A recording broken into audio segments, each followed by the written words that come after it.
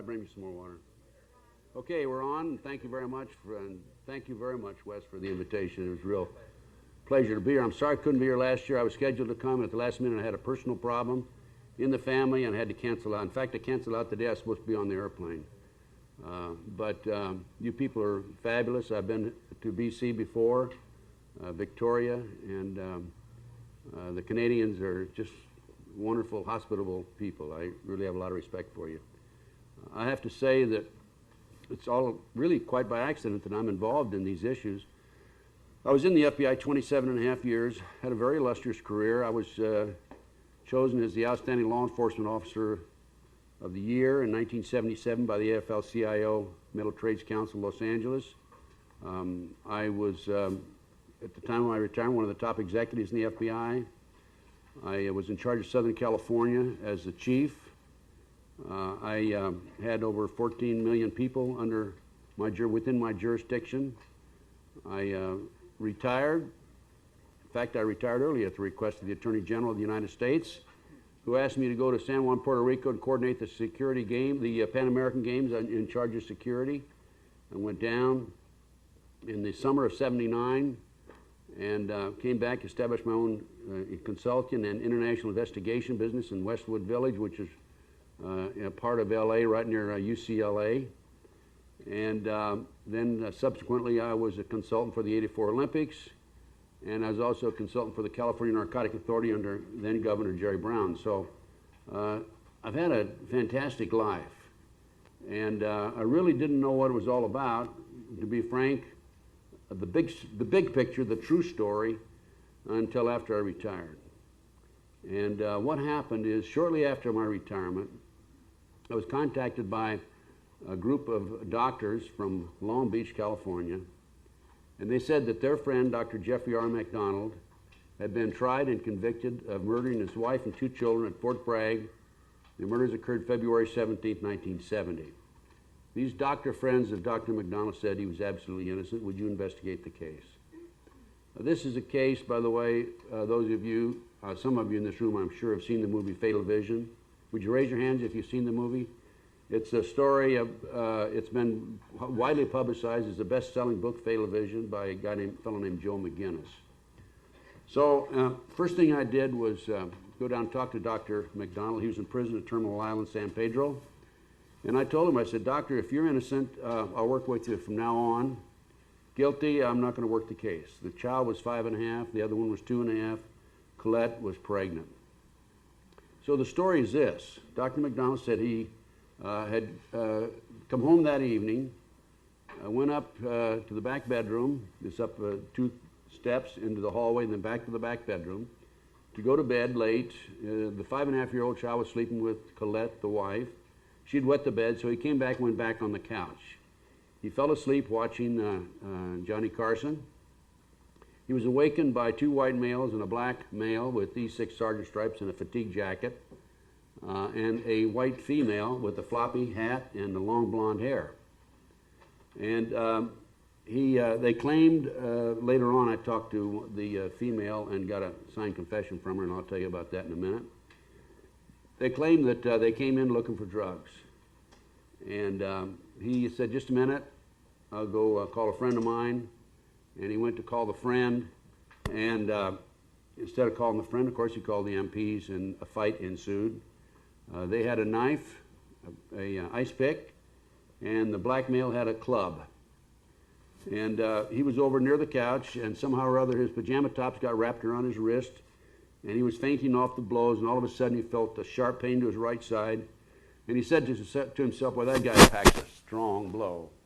Lost consciousness. He woke halfway in the hallway and halfway in the living room, and there was dead silence in the house. He went back. His wife had multiple stab wounds in his chest. He went in and checked the 2 little girls. They'd been bludgeoned to death with multiple stab wounds. He called the MP. The MPs came, and a fellow named William F. Ivory was the chief investigator for the Criminal Investigation Division, Department of the Army. The story goes later on that Ivory looked the area over, looked at the upturned furniture and the potted plant that had been turned over, and he decided right then and there in 15 minutes that Jeffrey MacDonald, Dr. MacDonald, who was a Green Beret doctor at Fort Bragg, had staged these crimes. No motive, but he just decided he staged the crimes. The Army thereafter geared their investigation to prove the point that he was guilty. In America, of course, and up here, I think we're supposed to be innocent until proven guilty. I don't know if that's the way it is in Canada or not, but that's the way it should be. But the government claimed, even though they had no strong motive, that he went up and the 5.5-year-old had wet the bed and he got in an argument with his wife and he slaughtered the whole family. Absolutely not true. The white female was chanting, "Acid is groovy, kill the pigs, acid is groovy, kill the pigs." Jeff, before he lost consciousness, heard his little daughter yell, "Daddy, Daddy, help me, help me." He heard his wife yelling, "Jeff, Jeff, why are they doing this to me? Why are they doing this to me?" The case was tried in what we call an Article 32 Army hearing in 1970, early 1970. And as a result of the hearing, the Colonel Rock, who presided over the hearing, said that Dr. MacDonald did not commit these murders based on the evidence presented to him. And therefore, the civilian and the military personnel should go out and check into a group of individuals, a hippie group, in the area. The group was, one of the members was a girl named Helena Stokely.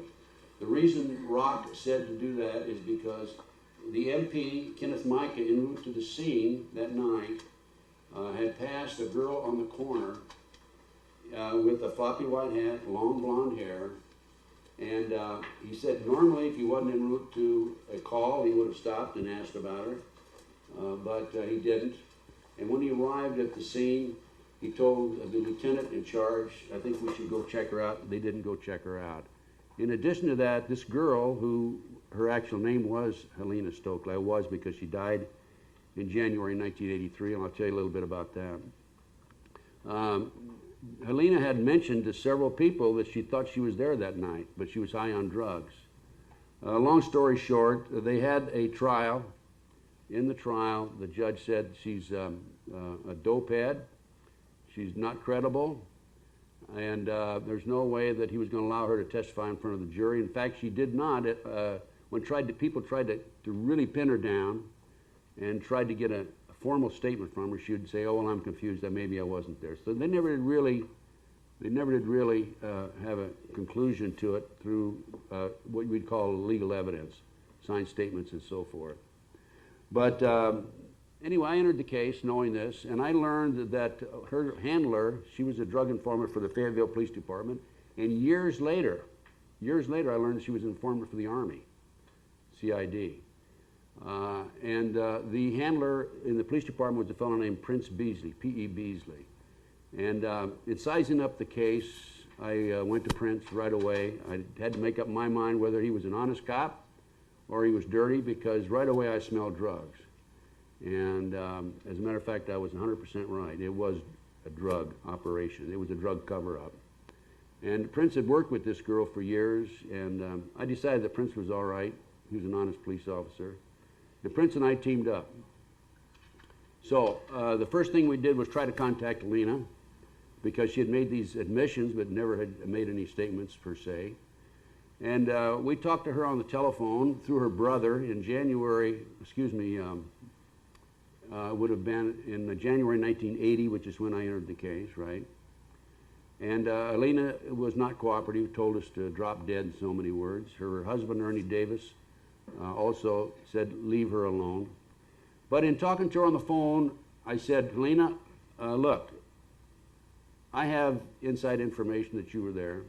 Now, to be honest with you, I didn't have that information, but it's a little trick that we play, right? But it works." I said, "I have inside information that you were there, and my inside information," I really wasn't fibbing, because I had information from people she had talked to, right? And I said, "You better make it easy on yourself, because if you'll cooperate with me and Prince and give us the story now, we'll have your side of the story rather than getting it from some other source." I had planted a seed. There's no question about it. It's a technique I've used for years. But she still would not cooperate. I go through January, February, into the summer. I develop 19 new witnesses. One of the witnesses was her next door neighbor, William Posey. Bill Posey said she came home that morning, the morning of the murders, about 4:30 in the morning. He saw her get out. She was in a blue Mustang. Another witness I developed was a woman in Dunkin' Donuts. She said around midnight, a group of hippies came in, a girl in a floppy white hat, and sat there for quite a while, 45 minutes or so. And then one of them said, let's get it over with, and got up and walked out. The girl had candles stuffed in her pockets. And then another witness I developed was a woman named Jan Snyder. And Jan was a neighbor of Dr. MacDonald's, and early in the morning, around 4 o'clock in the morning, 3:30, 3:45, 4 o'clock, she wasn't sure, she was awakened by the sound of idling motors, and she looked out the window. She saw a blue Mustang, a off-colored Plymouth, and a military Jeep, MP. She talked about the one car was under the street light. The man that was sitting on the passenger side could very well be seen with at ease, a great deal of ease, because the light was shining right in his face. Well, right after the murders, Dr. MacDonald had given artist conceptions of the two white males, the black male, and Alina Stokely. I showed these artist conceptions to Jan Snyder. She identified the person sitting in the passenger side that night as a fellow named Alan Mazarel. I showed the picture to the lady in Dunkin' Donuts, Frankie Bushy. She identified the girl as Alina Stokely, the girl in the floppy hat, from these artist conceptions. So I knew I was on the right track. Now, what happened was, again, I developed these 19 new witnesses. I went on into the summer, didn't hear from Alina, and in October, Prince called me and said that Ernie Davis, Alina's husband, had beaten her up, and Ernie was in jail. We needed $200 to get him out. Nobody would bail him out. I wired Prince $200 and said, Prince, go down, bail him out if he will come to California and talk to us. Prince went down, we bailed him out, we brought him to California, and he gave us a statement, and the information he gave us basically indicated that Alina was at the crime scene that night based on what Alina had told him. So on the way to the airport, they let him go back to, he had to go back to North Carolina and appear at a hearing because of the fact that he was out on bail. We're on the way to the airport, and I said to Prince, they're in the back of my car and I'm driving, you know, that new witness we have is really going to help us. I pretended like I made a mistake, and I said, oh, I shouldn't have said that. And sure enough, it worked. Ernie went back to North Carolina, got out of the car. I found out later I'd made up with Alina in the meantime, told Alina, we got to get out of here. They have somebody on the inside. He went down to South Carolina, and now, bear in mind, I'm about to lose $200, right, from the bail money that I sent for Ernie. Prince finds out where they are in South Carolina, told Prince, tell the local authorities. The local authorities wouldn't do anything about it. I told Prince, go down on your own and arrest him. Prince did, brought him back. And after he arrested Ernie, Alina was, they're about 5 hours away. Alina told Ernie, her husband, well, I'll hitchhike back. And Prince said, no, get in the car, I will give you a ride back. So they got in the car, husband and wife, Ernie and Alina. And Prince kind of stirred them up a little bit, got them to arguing. And Alina said, well, you know, I think I will go back and talk to Gunderson. And that's all Ernie needed to do. And when they got out in North Carolina, Ernie attacked Alina, knocked her to the ground even though he had handcuffs on. And they got this under control, put him in jail. And Alina turned to Prince and said, let's go back and talk to Gunderson. We brought Alina back. Prince brought Alina back to Los Angeles, sat down, talked to her, took a statement, signed the statement on October 25, 1980. Alina basically told, I'm working up to this case because I want you to have the background that this is the reason that I got into these issues about Satanism. Alina told us that she was a member of a Satanic group. It was her initiation into the group that night. She was the one that was yelling, asking this groovy killed the pigs. She talked to us about when they entered the house, there was a German Shepherd that barked as they left but didn't bark when they entered. She told us about a rocking horse in the child's bedroom. The spring is broken, she couldn't ride it. She wouldn't have known that if she hadn't been in there that night. She told us about the Satanic ceremony itself. We learned that Bruce Fowler and the Blue Mustang had dropped the group off about a half a mile from Dr. MacDonald's house, and they walked through the neighborhood chanting and with candles and robes, and en route to the house, and this was part of the ceremony. One of the neighbors, a fellow named Milne, saw this, by the way. She also told us and identified the artist's conceptions as Alan Mazarel, Dwight Smith, a fellow named Shelby Don Harris, and of course she identified herself. I asked Aline, I said, now during this whole procedure, and she said that Greg Mitchell, one of the other assailants, was in the back and fighting with Colette. I said, Alina, did anything unusual happen that night? She said, no. Now, by the way, every time you talk to these people, you have them on audio tape, and if you can, videotape. In those days, I used audio tape. This was 20 years ago. I said, think real hard, Alina, did anything unusual happen?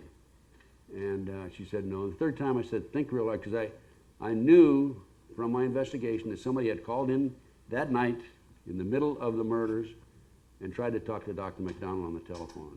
And she finally said, yes, something did happen. I said, what happened? You see, you have to answer, you have to quiz them this way because you can't put words in their mouth. She said, well, right in the middle of the ordeal, the phone rang. I said, tell me about the conversation. She said, somebody asked for Dr. MacDonald. And she said that I laughed. And Dwight Smith said, hang up the GD phone. And I hung up the phone. In the meantime, there was another investigator before me who had talked to the person who made that phone call, and that's why I knew about it. So this confirmed in my mind that she was there. Now, the CID had come in, as I said. They basically made the statement that they thought MacDonald was guilty. Another person that she refused to identify, by the way, was a fellow named Wizard. She said and claimed she did not know Wizard's name. I have learned just recently that Wizard was a fellow named Francis Winterbourne, and Wizard was a member of the Process Church of Final Judgment. Do you people know what the Process Church of Final Judgment is? It's a satanic group, mainly out of the San Francisco Bay Area. It was established in England, and they settled in the San Francisco, I mean the LA area. Excuse me, yeah, the Los Angeles area, the Pasadena area. So we have now Helena saying that it was a satanic cult group. It was her initiation. She told us that the individuals involved in the group, Alan Mazarel in particular, were distributing drugs up and down the East Coast from New York to Florida after they were brought in plastic bags in the body cavities of the dead GIs. And these were brought in not only at Fort Bragg, but all over the United States.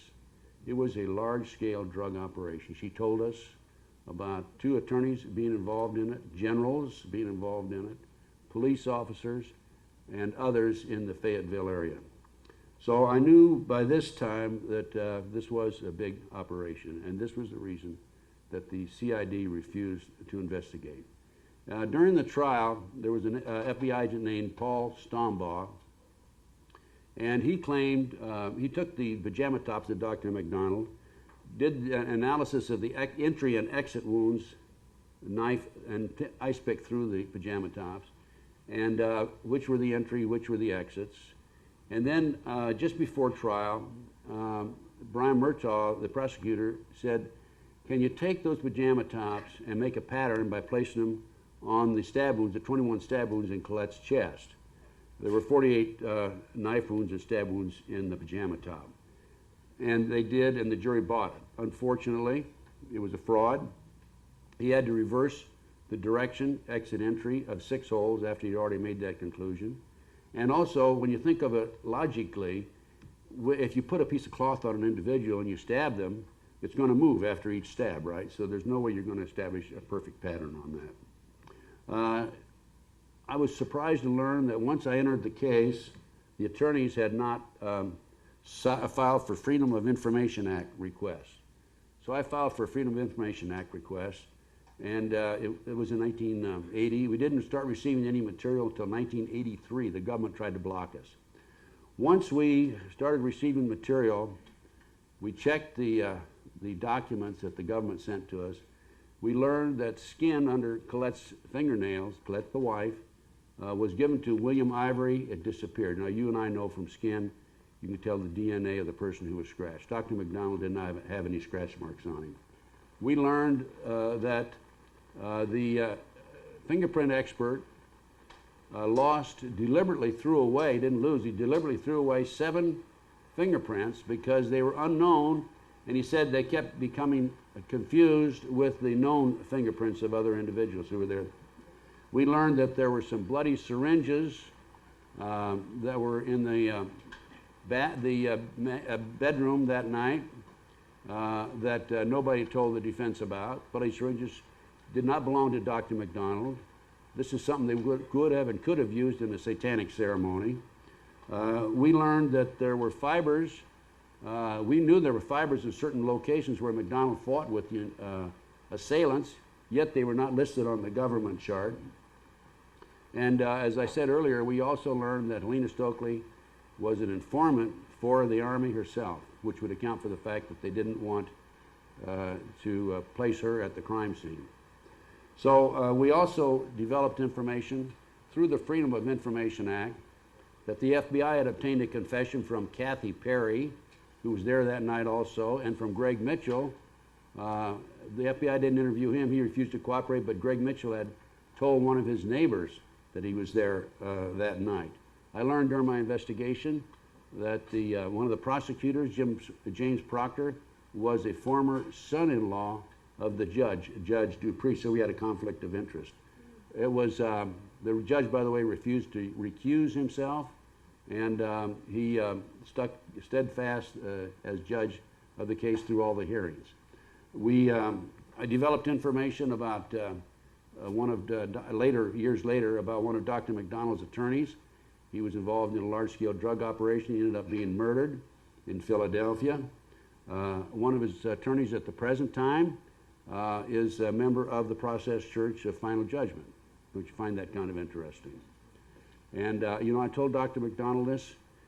This fellow, John Markham, is with the law firm of Silverglade out of Boston, who is the chief attorney for Dr. MacDonald, and they've assured me that he does not have access to the files, but I still don't believe it. There was hair in Colette's hand. Paul Stombaugh lied about the hair. They took a piece of hair out of every part of Dr. MacDonald's body. It didn't match the hair in her hand. Stombaugh claimed that it was Colette's hair herself. You cannot make a statement like that. Hair can only be similar. There were foreign wax drippings in the house that did not match any of the wax that was, or the candle that was in the house that night. There were wool fibers, we found out again years later.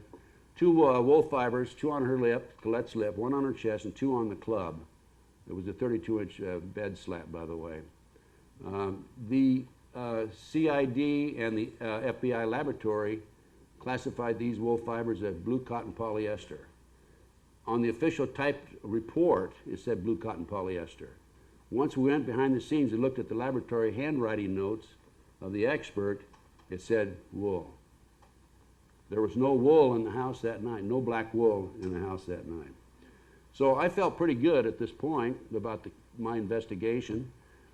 We had Prince Beasley, who saw Helena that night, by the way, before the murders, about 10:50 p.m., and she was with a black male with a fatigue jacket, E6 sergeant stripes, at the Apple House, a local hangout for hippies. At 12:15, we had Helena through Artist Conception, through Frankie Bushy at the Dunkin' Donuts. A little after midnight, we had Milne talking about the ceremony, walking down the street in robes, chanting with candles en route to the MacDonald house. We had the dog barking. Helena said that there was a dog that barked, and there was a dog that barked that night because Janice Pindleshot, the lady to whom the dog belonged, said that her dog barked that night. Jan Snyder identified Alan Mazarel from the Artist Conception that we had, and we had a 4:30, 4:45, Helena's neighbor, Bill Posey, confirmed that she came in late that night in a blue Mustang. Other witnesses identified themselves, the group, with a blue Mustang. So I kind of sit back. Oh, by the way, the latest development on the case is this. You won't believe this. You will not believe this, I assure you. We have finally been able to get the courts to agree to a DNA test. They agreed to do a DNA test on this case in 1997, 3 years ago. Still have not done the test. Now, the judge said that you can open up 15 pieces of evidence, 15 envelopes for evidence, but the defense cannot be present, only the prosecution can be present. So they opened up the envelopes, and of the 15 envelopes that were opened, 5 of them are empty. 3 years later, we still haven't done the tests. So I'm feeling pretty good. I think that we have an open and shut case. And all my years as an FBI agent, very frankly, I'd never failed to interview a suspect or solve a case. It was a great record, except one case I had in New Mexico, in Kirtland Air Force Base. It was an old bank burglary. They blew a safe and all that. And, but I got the case reassigned from somebody to me, so it really wasn't mine from the inception. But I'd never lost a case. I'd always obtained a confession. I felt good. I said, you know, we're going to turn this report over, 1,200-page report, to the FBI, and this man's going to be out in no time at all. That was in 1981, the spring of 81. Well, next thing, and I wrote a letter to Judge Webster, a personal letter. Webster was a friend of mine. I'd worked for him. I was one of the top executives in the Bureau, as I said. Probably one of the top dozen jobs in the FBI. Never received a response. I said, dear Judge, I have this 1,200-page report and I'm sending it to you. I think this man's innocent, and I think that you should look into the possibility of his innocence. We've run out of money. I set forth 45 leads that should be covered, and I said I would appreciate it if the FBI would continue with my investigation. Next thing I hear, I'm receiving phone calls from throughout the United States. I understand you're a homosexual. No. Yeah. I understand the word's being spread that you're suffering from mental problems. That's probably true, or I wouldn't be involved in these issues. That you were a disgruntled ex-employee, and Tom Kelly, the agent in charge in Dallas at that time, even told a good friend of mine that I was trafficking drugs. So what are they going to do with an ex-FBI chief who comes along with a case like this and basically solves it? They have to discredit me. Why do they discredit me? Large-scale drug operation. Drugs being flown in from Southeast Asia. A CIA Army operation, joint venture operation. Now, for confirmation of that documentation, January 1, 1973, Time Magazine had an article on it. That's the only article I've ever seen about that drug operation in a national publication. Okay? So I submit my 1,200-page report, and basically, I am accused of all these various nefarious activities, homosexuality and what have you. And then the next thing I hear is that my witnesses are all being re-interviewed by the FBI. And in particular, Alina Stokely. And so they go out and try to get them to recuse and change their statement. I'm saying to myself, you know, the FBI is supposed to solve cases, not unsolved cases. And the government isn't being paid to go out and take a fact and interview a person and try and get them to change the story. These guys are supposed to go out and corroborate the information that I have. Well, didn't work out that way. They interviewed Helena, and in talking to Helena, she refused to recant, but she was upset with me because there had been a big article in the Washington Post magazine, and I had arranged through the reporter for the article about the case and about her confession, and there was a picture of Helena in the magazine, she had in the newspaper. She just obtained a babysitting job, and what do you think happened when the parents of the baby saw her picture as a baby killer in the Washington Post newspaper? She lost her job. She was mad at me, and the FBI, obviously, with their wiretaps or whatever they were doing, felt this was a good time to go talk to Alina, and they went and talked to Alina, and they tried to get her to recant. She didn't recant, but she did say she was upset with me, which was all right. I've had a lot of people upset with me. So we rocked along, and I didn't pay much attention to the re-interview with Alina or with the others, because I knew that the information I developed would stand solid because of the audio tapes. And in one instance, later, in May of 1982, I even put her on videotape. After she was contacted by the FBI and they tried to get her to recant, she called me in May of '82. This was, the FBI interviewed her in the summer of '81. She called me in May of '82 and she said, Ted, I want to talk to you. So I flew to South Carolina.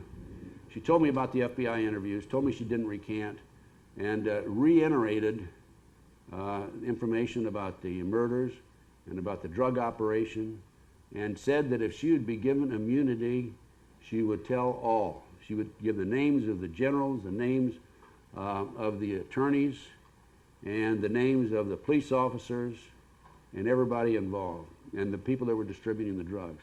I sent a letter to the Department of Justice asking for immunity for Alina, and her attorney, or not her attorney, but Jeff MacDonald's attorney, found out I did it, and he killed the letter. I have my reasons why I think he killed it, but he killed the letter, wrote to the department, said don't pay any attention to Gunderson and his request. So then I received a phone call from Jeff MacDonald's attorney, Brian O'Neill. O'Neill gave me a new case, only case he'd ever given me before or since. A fellow named Robert Ferrante had walked out of his office about midnight, had nothing to do with the MacDonald case, by the way, had walked out of his house about midnight, not house, but his office, and as he started to get in his car, a gunman jumped out of the bushes and shot at him 9 times, hit him 5, but he lived. So O'Neill asked me to investigate the case. I found out that the afternoon or the evening, early evening of the day of the shooting, that an individual was seen in the parking lot by the accountant with the trunk of the car up against the building, and he was sitting there. And at the time of the shooting, the same car, or car of that same description, was also there. And so I took the accountant and we put him under hypnosis and we did an artist conception. I came up with an artist conception. I gave it to my client, Ferrante, who lived, by the way. And the first thing he said when he got to the hospital, when the police started asking questions about who shot him and so forth, he said, I'm taking the 5th, so it tells you a little bit about him. And so my client had this artist conception.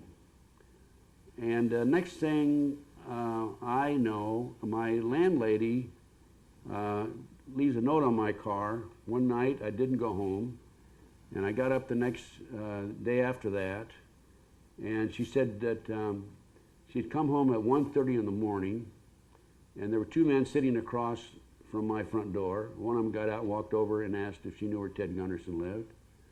And I'd always told her, you don't know me, you don't know where I've lived, if anybody ever asks. And she said no, and then she went up and watched him. At 1:45, they left, these 2 men in the car. So I checked with some of my informants, and I found out at that time that there was a contract out on me. Now, I had given this artist conception to my client, Ferrante, and I found out later that Ferrante took it to some Israelis that he was involved in a lawsuit with, and told them, my detective Gunderson is going to solve this case, and here's a artist conception of one of the people involved in the shooting. Well, that was the wrong thing for him to do, obviously. I didn't know he did this. So, a long story short, I did some checking. I had a contract out on me by the Israeli mafia. And then the next thing I know, by the way, as soon as I found out about these 2 guys sitting in the car across the front door from me, I checked in a motel with cash and stayed there for a week, and I had some friends staying at my place. And the following Friday, there were 13 dead red roses and 13 dead chrysanthemums placed on my front porch. When my friend got up, walked over, opened the door to get the newspaper, there were these dead roses and dead chrysanthemums. They were dried and they'd been painted black. So I called 2 of my sources, and I said, what does that mean? One of them says it means there's probably a hit on you.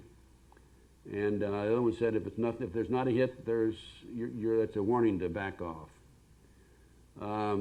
So I'm saying, I think I better get out of Dodge. And but before I do, I got to make an effort to get these contracts taken care of. Now, I'm telling you about these now because these contracts fit right back into the government and the work that I'm doing, okay? I'm laying the groundwork for you.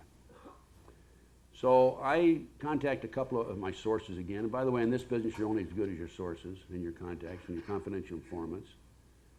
And they're both ex-cons, and I say, can you help me out? And they say, sure, let's go see so-and-so. I won't name him. But this fellow that we went to see was Cocaine King of the West Coast. So we make an appointment on a Monday after the Friday that the roses and the chrysanthemums are dumped on my front porch. And we go up to the front door, knock on the door, and the guy in the artist conception answers the door. So I'm saying, I wonder if I got the wrong house here. And of course I didn't. But at that point we went in. I knew they weren't going to do anything to the three of us. So we went in, we sat in a parlor. He had a couple of females in there he's playing pool with. Rough looking guy, a rough guy himself, tough guy, a hit man obviously, or at least involved with the hit team. And then pretty soon he took us into a side room. Wait here. The Cocaine King of the West Coast came in. By the way, before he came in, his dog came in. Smelled all of us, sat down at my feet, and went to sleep. And he came in and he said, my dog likes you, I like you. And he told the other fellows to get out of the room. I'm sitting there, and first question he asked me is, how many children do you have? What he was saying is, you know, if you don't play your cards right, your kid's health's in danger. I told him, and then he took the artist conception out and handed it to me, see, where'd this come from? And I told him, I says, you know, if you're going to do anything to the person that gave this to me, I'm not going to tell you. I'll take the heat myself. And he was kind of set back and offended by that. And I said, no, I won't tell you where it came from. And he said, finally he says, okay, I won't do anything.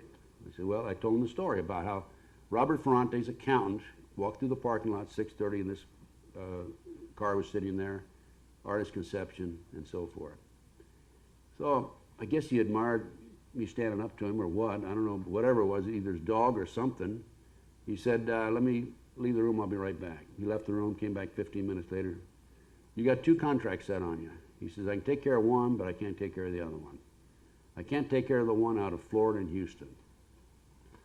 But he could take care of the one involving the Israeli mafia. This was on a Monday. He said, don't go back to your office or home until Friday.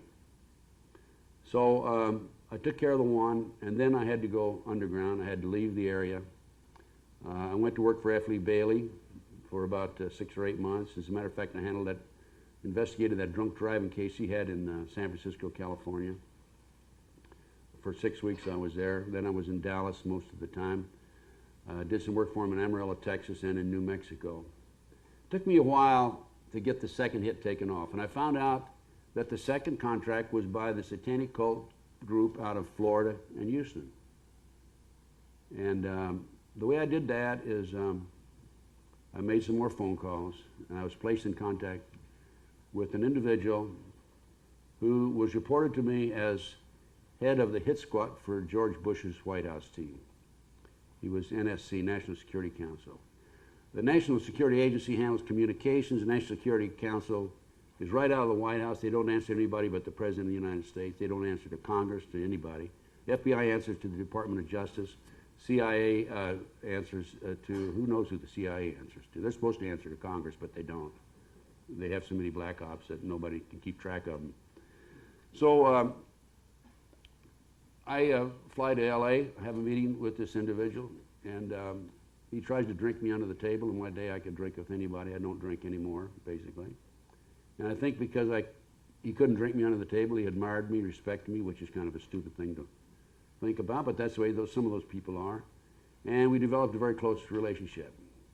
He ended up taking the second hit off, a contract off for me. Incidental to that, I was placed in the company of a number of CIA-type individuals and people. And I was told right then and there that, you know, you better be careful, you better back off, you better forget about getting into these issues. I didn't. This fellow and I are no longer friends, by the way. But then I started having a series of surveillances and phone calls. I've had not only those 2 gunmen waiting for me, I had a gunman waiting for me, a fellow named Bill Menser in 1986. And Calabasas, I was living in Calabasas. I don't need to go into details on that, but I did confirm that he had come into my house, waited for me from 11 till 2 in the morning. Bill Menser is a satanic cult drug killer for the government. He was convicted subsequently, by the way, for the murder of a Hollywood producer named Roy Radin out of Long Island, New York. And I was partly responsible for that conviction. So I not only sent him up, but his 3 accomplices. And instead of getting me, I got him, and he's in jail now for life. All 4 of them are. I had another case. A fellow was CIA, and I learned that he was arranging for contract killings. And I went to the FBI with the information. They wouldn't do anything. I went to the Riverside County Sheriff's Office. They began an investigation. Pretty soon the investigators pulled off, put on stolen cars. And so I go to the chief of police, Sam Cross, in Indio, which is where the fellow was from. And I knew Sam, and I said, Sam, this guy's arranging for contract killings. And Sam said, well, I don't like that. I said, that's good. I said, here, what are you going to do about it? I'll take care of it. He sent a young cop in right out of training school. The cop was wired. And this individual was caught with arranging for 5 contract killings. Am I on the mic back there? So he ends up.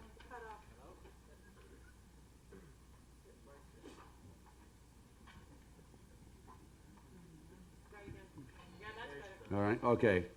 So he ends up going to jail for 3 years, and when he got out, he arranged to have Mincer come after me.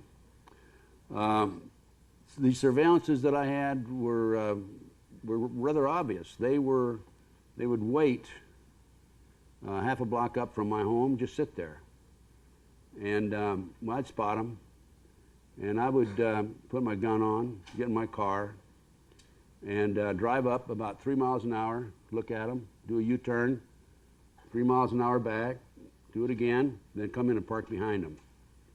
And they'd get nervous, and I'd be watching them in the rearview mirror. I'd be behind them watching them, and all of a sudden they'd take off. I had 2 of those. One fellow, I cornered him down around the corner. He thought I was going to do something to him, and his eyes got, big as saucers. Another incident was in Long Island, not Long Island, but Long Beach. I was walking staying at my daughter's, walking my dog one midnight, and I saw some fellow about a quarter of a block up sitting in a car, darkened. And so I walked back with the dogs, put them in, put my gun on, went up, walked up to the front of the car with my paper and pen and started writing his license number down, walked around the back of the car, wrote his license number down, walked up to the window. I said, get out, I know who you are. I've seen your type before. And the guy's going like this and locking all his doors, and he says, no, I'm waiting for somebody. I said, yeah, I've heard that story before. And just about this time I hear the door open across the street in a house, and it was true, he was waiting for somebody. So I said, gee, I'm sorry, thanks very much. And I didn't walk right to my daughter's house. I didn't want him to know where I lived. Anyway, I've laid the groundwork for, here I am. Here I'm an ex-FBI chief, come out with all kinds of honors. I solved this case. It involves drugs, involves the government, involves contract killers, hit CIA, and all this. And I'm saying, what in the hell is going on in America? I just can't believe it. I have this 1,200-page report that's being ignored. FBI agents are lying on the witness stand, which was Paul Stombaugh. By the way, I found out later that in a magazine article, one Paul M. Stombaugh was expelled from Russia because he was a CIA agent. I find that very interesting. I also learned that there was an individual on the MacDonald defense team who was a contract attorney for the CIA for years. So they planted people on me, they planted people on MacDonald. I've had at least a half a dozen people planted on me. And what did they do? How did they justify the wiretaps on me? Well, I had a fellow named Bill Craig, CIA, by the way, say that he had a friend named Mark Tilden. I can name these names because I hope they do sue me, who had some information that he wanted to pass on to the White House. Mark Tilden, supposedly, I talked to him. I said, what do you want? Why can't you go through the CIA? He says, well, I need to get right to the White House and go right into the Reagan administration. I don't trust the CIA. I said, okay. So I made a phone call to Washington. I arranged for Mark Tilden to go into the White House. I was back in Washington sometime later when he was there. I even escorted him to the side door. And he got out of the car and went on in. I found out later Mark Tilden was actually a KGB agent named Roder Ivanov, spoke perfect English, I was set up by Bill Craig with Ivanov, otherwise known as Mark Tilden, in order to justify the FBI to do a counter-espionage or an espionage investigation of me and to run their wiretaps legally in the interests of national defense. Under the Freedom of Information Act, I requested information from the FBI, and I found out that I had 4 investigations of me. Obviously, this was one of them. So from there, I just kept on going. Surveillances, it didn't matter. I had my phones tapped in my office. I had a contact inside the phone company, and I knew my phones were being tapped, but if I came forward with the information, I'd have to expose my source, and he'd be fired and maybe even prosecuted, so I couldn't do that. So I lived with it. And then one day I received a bill, and I had an office manager before this, but I had to let her go because my finances were going down, down, down. And I was paying writing my own checks, and I received this bill, and I looked at it. It was from the phone company, and it said $42, $7 a mile for the extension to your telephone answering service. And I'm saying to myself, that's funny because I don't have a telephone answering service there. I've got another one. So I called the phone company. I said, would you give me that in a letter, and so on and so forth, and they did. And what they were doing, they had a Answer All telephone answering service on 5900 West Pico in Los Angeles, and they were running that as a front and tapping all kinds of telephones. I went down there. By the time I got down there were about 150 lines coming in. Somebody had cut the lines coming into the building and made off with all their equipment. So I filed a lawsuit against GTE. I couldn't get an attorney to handle it. I finally had an attorney that went just so far. We got up to the first deposition, and he wanted out. I think he was paid off, to be honest with you, and so I settled out of court for a minimal fee. So I had these wiretaps. I was a homosexual and suffering from mental problems and what have you, and had the surveillances on me. It didn't bother me. I just kept right on going. I became involved in the case in Nebraska. It's called the Franklin cover-up, and in that particular case, I learned that they were there was an international child kidnapping ring operating out of Iowa and Nebraska. They had the Franklin Savings and Loan was raided by the IRS and the FBI.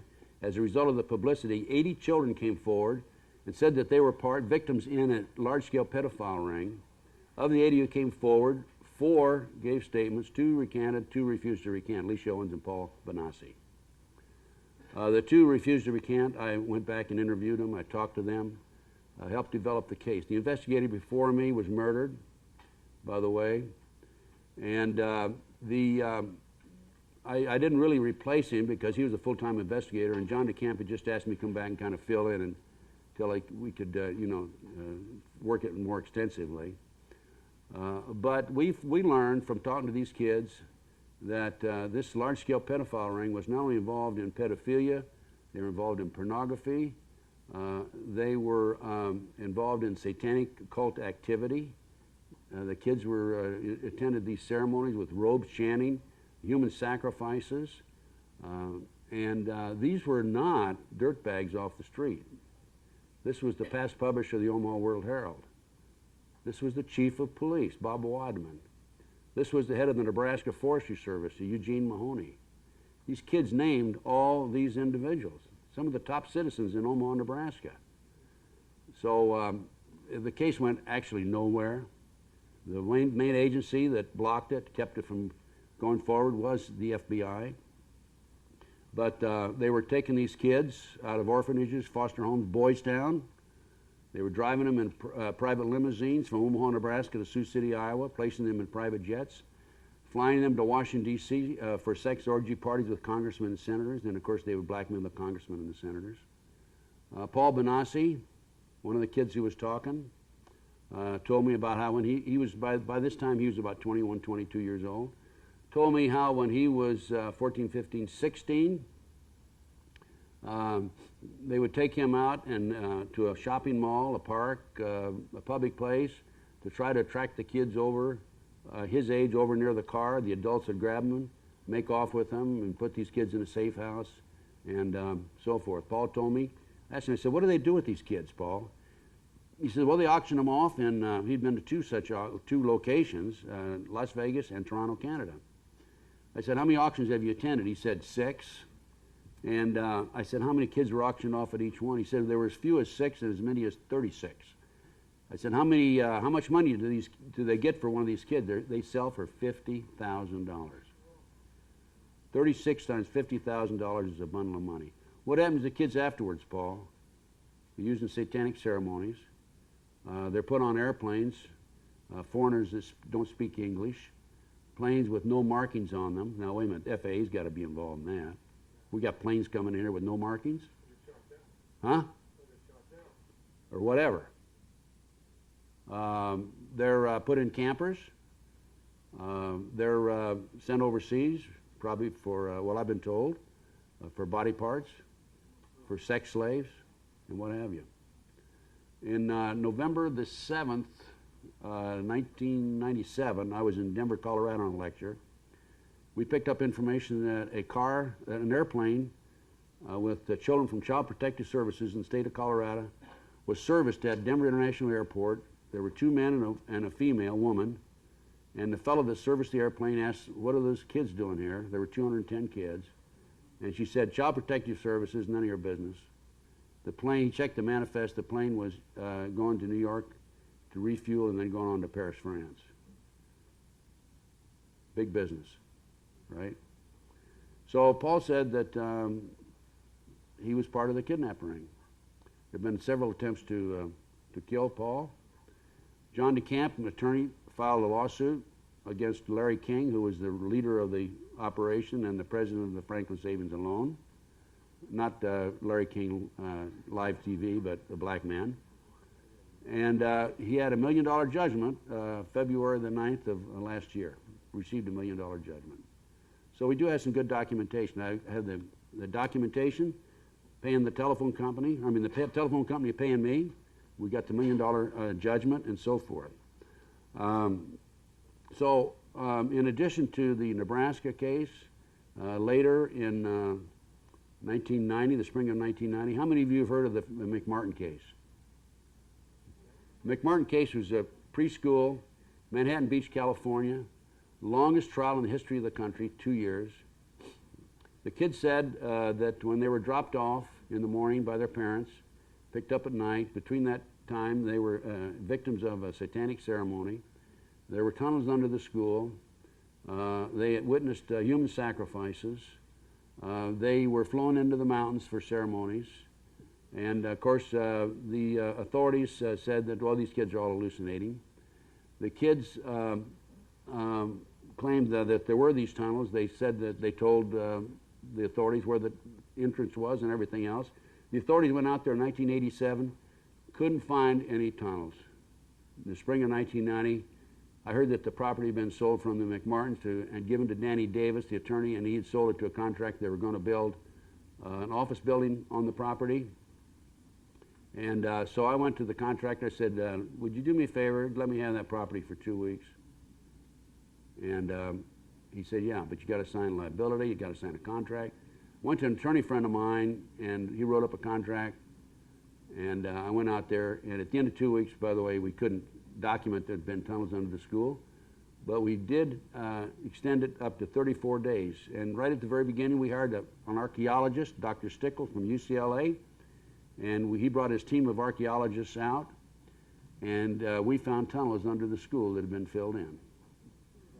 And the kids said that they were taken through these tunnels up into the triplex next door. There was a trap door in the bathroom. And they were placed in automobiles and transported out in the community, 2, 3, 4-year-old kids for prostitution purposes. And I found a book, by the way, in my research, how to have sex with babies, infants. And these people are sicko. The kids were telling the truth. There's no question about it. There was the first trial was a hung jury for Bray Bucky, and his grandmother was acquitted. We were right in the middle of the second trial when we found the tunnels. I called the investigator. He came out, Mr. Perez. He wanted to argue with the archaeologists and say there were no tunnels. What are you talking about? And they could have used the evidence for the tunnels in the second trial. They didn't. They refused. Before the case, right after the case broke, I knew where the kids were flown. There was an airport about 10 minutes away at Hawthorne Airport. one of the friends of the McMartin family had a jet, private jet. Crestline was about a 20-minute flight from Hawthorne Airport. I was tipped off that this is where the kids were taken. I went out there, I took pictures. I have those pictures, by the way. I usually show them when I give a lecture, but we don't have the facilities here. And there's no question about it. That was the location. I talked to the prosecutor before the first trial. And by the way, the house on this property burned down the day that the publicity broke on the McMartin case. And I talked to the prosecutor. I said, this has to do with Satanism, and I know where the kids were taken based on everything that I've been able to develop. I'll be glad to take you up there, take the kids up there. We're not interested. Now, what did the kids do? Well, you know who they identified? Household name actor, baseball players, professional football players, the son of the most prominent politician in Los Angeles. It cost the Los Angeles taxpayers $15 million, by the way. That case did. So, what do you have? Well, let's see. We've got cover-up in the MacDonald case. We've got cover-up in the Nebraska case. Now, most recently in the Nebraska case, Franklin cover-up, the photographer, Rusty Nelson, when the case broke, he disappeared. And he was the official photographer, and he went to Washington, D.C., took pictures with the congressmen and the senators, and we found out that he had taken some pictures on his own and mailed them back to his family for his insurance, right? We also learned that Gary Carador, the investigator before me, had flown to Chicago, met with Rusty. Rusty gave him a briefcase full of pornographic pictures with these prominent citizens in sexual acts. And Gary Caradori, the investigator, called a state senator that night that Rusty gave him these pictures. He said, Senator, I've got the smoking gun.